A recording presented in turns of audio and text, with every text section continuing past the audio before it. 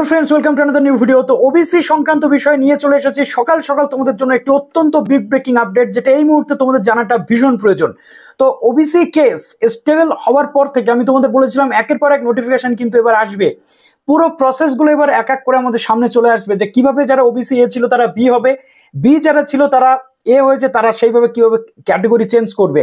এবং এটা একটা লম্বা প্রসেস হতে চলেছে। এটা কিন্তু কোনো ছোটখাটো প্রসেস নয়। 140টা শ্রেণীকে নিয়ে যে নতুন ওবিসির যে সিস্টেমটা তৈরি হচ্ছে, এত এত ক্যান্ডিডেট ওবিসি হোল্ডার রয়েছে, তাদের মাত্র 1 থেকে 2 দিনের মধ্যে এই পুরো ওবিসি সিস্টেমটাকে চেঞ্জ করে নতুন সার্টিফিকেট দেওয়া কিন্তু গভর্নমেন্টের পক্ষে কোনো মতেই পসিবল নয়। তাই এটা যথেষ্ট সময় সাপেক্ষ ব্যাপার। এবং এখন যে প্রসেসগুলো চলছে, আশা করি যে কোনোভাবে গভর্নমেন্ট এটাকে ম্যানেজ করার চেষ্টা করবে। কেন বলছি, তার কারণ আজকে ভিডিওতে ডিসকাস করব। এবং ওবিসির এই যে প্রসেস হতে চলেছে, এটা কিন্তু নর্মালি কিন্তু আপডেট করা যাবে না।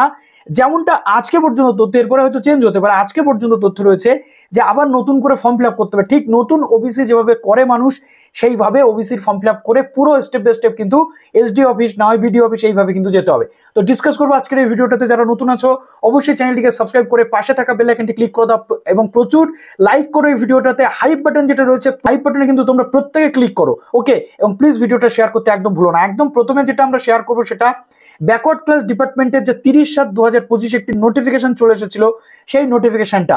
এই নোটিফিকেশনে আমরা যেটা দেখতে পাচ্ছি যে এ মুখার্জি ডব্লিউবিসিএস এক্সিকিউটিভ যিনি রয়েছেন, joint commissioner reservation and additional secretary government of West Bengal, additional chief secretary রাজ্যের তাকে, প্রিন্সিপাল সেক্রেটারি তাকে, এবং secretary of school education department বা বিভিন্ন যে ডিপার্টমেন্ট রয়েছে, এর সাথে সাথে সকল স্টেক হোল্ডার লাইক ডিভিশনাল যে কমিশনার রয়েছে, ডিস্ট্রিক্ট ম্যাজিস্ট্রেট যারা রয়েছেন, পিও কাম ডিডব্লিউ, বিভিন্ন যারা রয়েছেন ব্যাকওয়ার্ড ক্লাস ডিপার্টমেন্টের টিডি এবং সাব ডিভিশনাল অফিসার, অর্থাৎ সমস্ত এসডিও অফিসার যারা ওয়েস্ট বেঙ্গলের বিভিন্ন ডিস্ট্রিক্টে বিভিন্ন সাব ডিভিশনে রয়েছেন, তাদের জন্য এই যে বার্তাটি তিনি পাঠিয়েছেন, এই যে নোটিফিকেশন তিনি করেছেন, কি না, সার্কুলেশন অফ ইন্টারিম অর্ডার, অর্থাৎ সুপ্রিম কোর্টের, অনারেবল সুপ্রিম কোর্টের যে অন্তর্বর্তীকালীন নির্দেশ রয়েছে সেটাকে তিনি সার্কুলার কিন্তু করেছেন। I am directed to send here with the interim order, যেটা সুপ্রিম কোর্ট পাস করেছে, order of the honourable Supreme Court of India 28/7/2025 special leave petition অনুযায়ী। এবং এটাকে সেই অনুযায়ী দেখতে বলা হচ্ছে। অর্থাৎ যেটা আমরা মোটামুটি দেখতে পাচ্ছি যে বর্তমানে যে কাস্ট সার্টিফিকেটের যে বিষয়টা রয়েছে, সেটা যাতে দ্রুততার সাথে সেই বিষয়গুলো দেখা হয় সেটা নিয়ে বলা হয়েছে।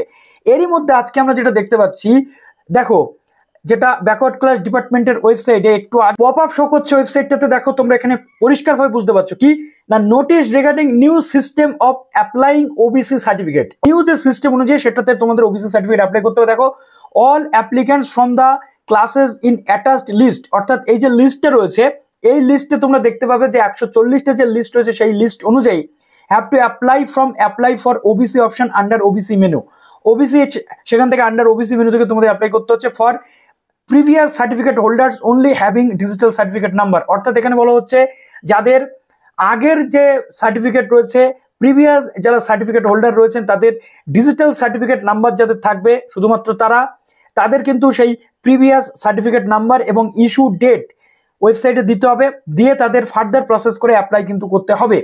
আর যাদের ম্যানুয়াল ওবিসি, অর্থাৎ 2009 সাল, 10 সাল বা 2008, 9 আর 7-এ যাদের ওবিসি ছিল, তাদের তো হাতে লেখা ম্যানুয়াল সার্টিফিকেট, তাদের বলা হচ্ছে যে চেক সার্টিফিকেট অপশান থেকে, ওবিসি যে কলাম রয়েছে সেখানে চেক সার্টিফিকেট অপশান থেকে ডিজিটাল সার্টিফিকেটের যে নাম্বার সেটা কিন্তু বের করে নিতে হবে, নিয়ে ফার্দার প্রসেস করতে হবে।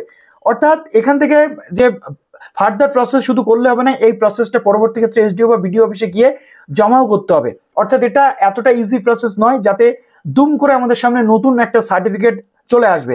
এটা লম্বা প্রসেস হতে চলেছে। তো চলো এবার অন স্ক্রিন আমি তোমাদের দেখাবো যে কিভাবে এই প্রসেসটা পুরোপুরি ভাবে হতে চলেছে। ব্যাকওয়ার্ড ক্লাস ডিপার্টমেন্টের যে ওয়েবসাইট রয়েছে, সেই ওয়েবসাইটে এখানে দেখতে পাচ্ছেন এই পপ আপ যে মেসেজ, এটা কিন্তু শো করছে। এবার আমরা চলে আসি জাস্ট এই যে ওবিসি জায়গাটা রয়েছে, এই ওবিসি জায়গাটা, নতুন ওবিসি অ্যাপ্লিকেশনের জায়গা কিন্তু এই যে নতুন ওবিসি অ্যাপ্লিকেশনের জায়গা। এবার যেটা রয়েছে, যেটা এই ওবিসি যে কলামটা রয়েছে, এই ওবিসি কলামটাতে আপনাদের ক্লিক করতে হবে চেক সার্টিফিকেট, অর্থাৎ যাদের ম্যানুয়াল সার্টিফিকেট রয়েছে, যারা ধরুন এখনো ডিজিটাল সার্টিফিকেট ডব্লিউবি দিয়ে যেটা সেটা নেই, তারা এখানে আপনাদের এন্টার সার্টিফিকেট নাম্বার দিয়ে সার্চ করলে আপনি কিন্তু ডিজিটাল সার্টিফিকেট নাম্বার পেয়ে যাবেন। আদারওয়াইজ এইখান থেকেও করতে পারেন। জাস্ট এই যে অপশনটা রয়েছে, এই যে দেখতে পাচ্ছেন এখানে এই চেক সার্টিফিকেটে আসছেন, চেক সার্টিফিকেটে এসে এখানে আপনি আপনার যে ওল্ড সার্টিফিকেট নাম্বার, ইস্যু ইয়ার, ইস্যুইং অথরিটি এটা দিচ্ছেন আপনার সার্টিফিকেট থেকে, দিয়ে এইখানে সার্চ করলে কিন্তু নিউ যে ডিজিটাল সার্টিফিকেট নাম্বার সেটা পেয়ে যাবেন। ঠিক আছে, এবার দেখুন এই যে জায়গাটা রয়েছে এইখানে আপনাদের আসতে হবে অ্যাপ্লিকেশন চেকটা কি পরবর্তী ক্ষেত্রে। এবার বলি এই যে জায়গাটা এখানে কিন্তু সবার অ্যাপ্লিকেশন চেক হচ্ছে না, বা এই যে সার্টিফিকেট চেকের যে জায়গা রয়েছে এখানে দিলেও নট ফাউন্ড দেখাচ্ছে, অর্থাৎ এটা সবে সবে শুরু হয়েছে, এটার এখনো অনেক গল্প কিন্তু চলবে। কাজেই এত দ্রুততার সাথে সবকিছু যে হয়ে যাবে এমনটা নয়, অনেক বাধাবিঘ্ন কিন্তু আসতে চলেছে।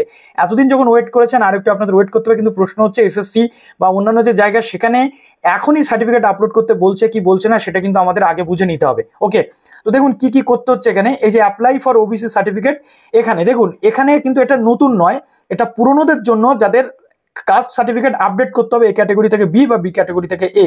তো তার জন্য কি করতে হবে, জাস্ট এখানে দেখুন সিলেক্ট ইয়েস, অর্থাৎ do you have any digitised certificate, অর্থাৎ আপনার কি ডিজিটাইজড সার্টিফিকেট আছে, কাস্ট সার্টিফিকেট আছে, যদি থাকে তাহলে ইয়েস করছেন। এখানে কিন্তু অনেক সার্টিফিকেট নাম্বার দিলে নো আসছে, ঠিক আছে, অর্থাৎ নট ফাউন্ড আসছে। এবার দেখুন এখানে সেই সার্টিফিকেট নাম্বারটা আপনাদেরকে দিতে হচ্ছে, ডেট অফ ইস্যু যেটা, অর্থাৎ কত সালে কোন মাসের ডেট এটা ছিল ইস্যু হয়েছে সেটা দিচ্ছেন। তারপরে ভেরিফাই নাওতে করতে হচ্ছে ক্লিক। এই ভেরিফাই নাওতে ক্লিক করলে এই যে জায়গাগুলো রয়েছে আপনার এই যে নাম থেকে শুরু করে সব কিছু কিন্তু পরপর চলে আসবে, কিন্তু অনেক ক্ষেত্রে এটা আসবে না, আপনারা দেখবেন যে আসছে না। এর জন্য আপনি একটা কাজ করুন, একদম প্রথমে এই সমস্ত করার আগে আপনি আপনার নিকটবর্তী যে এসডি অফিস রয়েছে সেখানে চলে যান।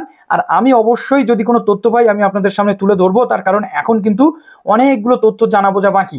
তো দেখুন এখানে যেটা রয়েছে এই কাস্ট সার্টিফিকেট দিয়ে ভেরিফাই আপনাদের করতে হবে। তারপর দেখুন application to state of West Bengal, district, sub division, block নাকি মিউনিসিপ্যালিটি নাকি গ্রাম পঞ্চায়েত নাকি ওয়ার্ড সেটা দিচ্ছেন। এবার দেখুন এখানে OBC select from the list, এখানে কাস্ট যে কমিউনিটি রয়েছে সেগুলো কিন্তু ওবিসি এ নাকি ওবিসি বি কি আসছে সেটা আপনাদেরকে কিন্তু এখানে দিতে হচ্ছে। ঠিক আছে, তারপরে কাস্ট ট্রাইব কমিউনিটি সেটা দিতে হচ্ছে, তারপরে name, father's name, mobile number, email address দিতে হচ্ছে।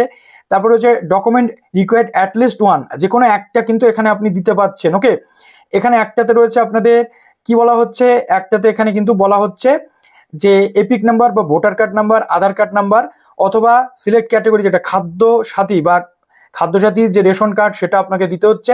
তারপর রয়েছে ডেট অফ বার্থ, কোথায় জন্মেছেন, ডিস্ট্রিক্ট, পুলিশ স্টেশন, ভিলেজ।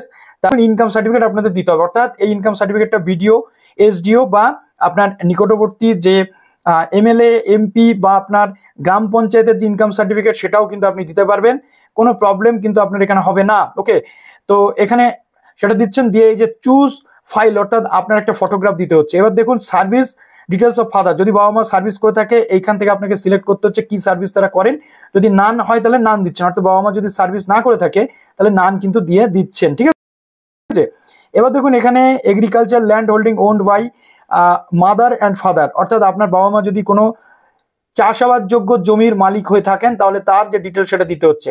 এরপর রয়েছে আপনার প্যারেন্টসের ইনকাম, ঠিক আছে, যদি বাবা থাকে তাহলে বাবারটা দিচ্ছেন, যে কোনো একটা দিলে কিন্তু হবে, মা যদি থাকে তাহলে মারটা দিয়ে দিচ্ছেন। ওকে, তো এই দিয়েই সাবমিট কিন্তু করে দিতে হচ্ছে। তারপরে আপনার এখানে কিন্তু একটা অ্যাপ্লিকেশন আইডি এবং একটা কি বেরোবে না, এখানে আপনার একটা হার্ড কপি বেরোবে, সেটা নিয়ে বিডিও অফিস বা এসডি অফিসে গিয়ে আপনাদের কিন্তু জমা করতে হবে। তার পরবর্তীতে গিয়ে আপনি সার্টিফিকেট কিন্তু পাবেন, এমনি এমনি পাবেন না। উনি এই প্রসেসটা যে স্মুথলি হচ্ছে তা নয়, এটা আমি আরো খোঁজ খবর নিয়ে আপনাদের জানাবো, জাস্ট একটা বেসিক থিং আমি আপনাদের জানিয়ে দিলাম যে আপাতত কি এখানে হচ্ছে। ওকে, তো চলুন ভিডিওটা এখানে শেষ করলাম, ভালো থাকবেন সবাই, বেস্ট অফ লাক।